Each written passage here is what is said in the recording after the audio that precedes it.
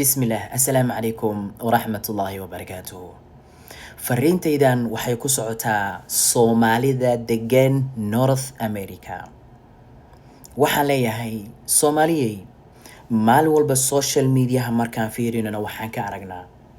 dhalinyaro Soomaaliyeed oo sawiradooda iyo magacyadooda la soo dhigayo oo la leeyahay dhalinyartan waxaa loo qabtay drugs oo xabsiga la geeyay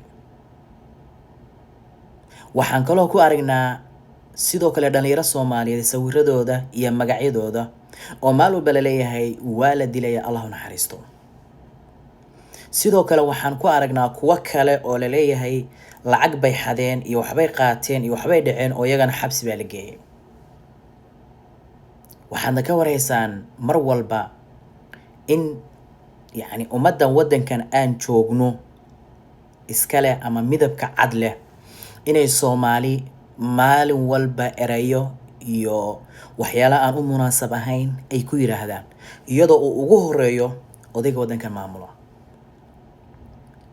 waxaan leeyahay Soomaaliyey ilaa goormaan ku jiraynaa drugs baa lagu qabtay ilaa goormaan ku jiraynaa waa la dilay Allah u naxariisto ilaa goormaan ku jiraynaa waxbuu xaday waa la qabtay xabsiga la geeyay ilaa goormaan ku jiraynaa waxbuu kharibay awi diinteeni awi dhaqankeeni awi dadnimadeeni awi magaceeni Soomaaliya sharafteeni maxay nagu dhacay Soomaaliyeey maxaa baaso ina bedelay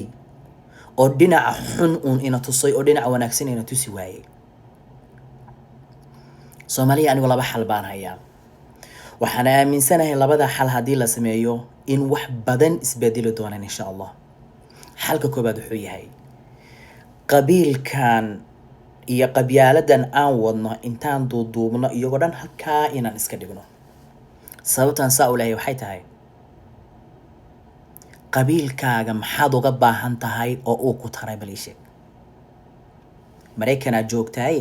qabiilkaaga waxaad uga baahan tahay oo uu ku taray oo ku qabtay baliisheeg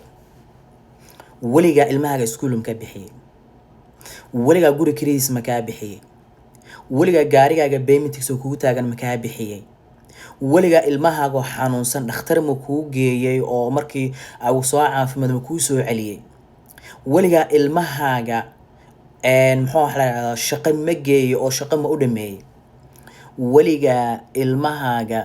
jaamacadahan ay dhigtaan lacagta loonka ay qaadanayaan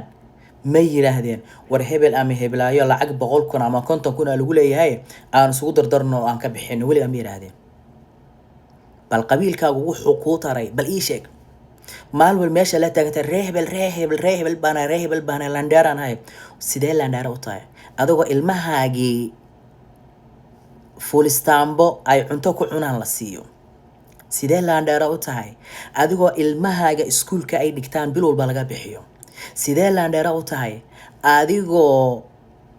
ilmahaaga iyo adigaba kaarka caafimaadka dhakhtarka ku aadaan laga bixiyo landheernimada ay sheeganayso inta ma ka dabarto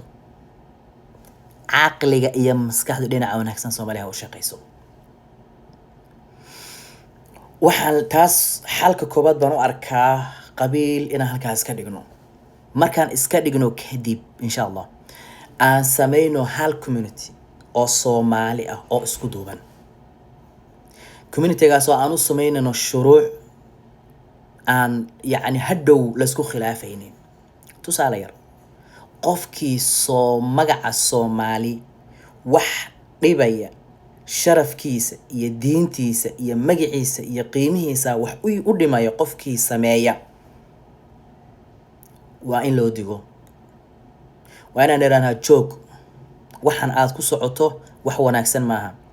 diinteena way dhaawacaysaa oo magaceena way dhaawacaysaa oo muuqeena way dhaawacaysaa oo inagayna dhaawacaysaa inaga daa hadduu diido mar labaad u digno hadduu diido mar saddexaad sameeyo mar saddexaadka inaan booliska u wacno oo farta ka saarno sababtu waxay tahay hal qof intuu diinteena sharafteeda ku ciyaari lahaa intuu magaceena sharafteeda ku ciyaari lahaa intuu midnimadeena ku ciyaari lahaa intuu muuqeena ku ciyaari lahaa intuu dadka message xun inooga gudbin lahaa xabsi ha inaga jiro xabsigana tarbiya iyo akhlaaq buu ku soo qaadanayaayo isagoo hadhow isbedelay oo wanaagsan buu ka soo bixi doonaa. haddaan saa sameyno waxaa xaqiiqa in wax badan inoo hagaagayaan oo maanta inay kala taadsan oo maanta reer hebelkan kansarka inugu noqday cudurka inugu noqday meel walba inaga toogtay oo meel walba inaga jijibiyey oo meel walba inaga baabiyey haddaan halkaas ka dhigno oo aan Soomaalinimada ku shaqeysano oo Soomaalinimada isugu nimaadno oo wax walba Soomaalinimo iyo qalbi fayow ku qabsano waxaa xaqiiqa Mareykan iska dhaafe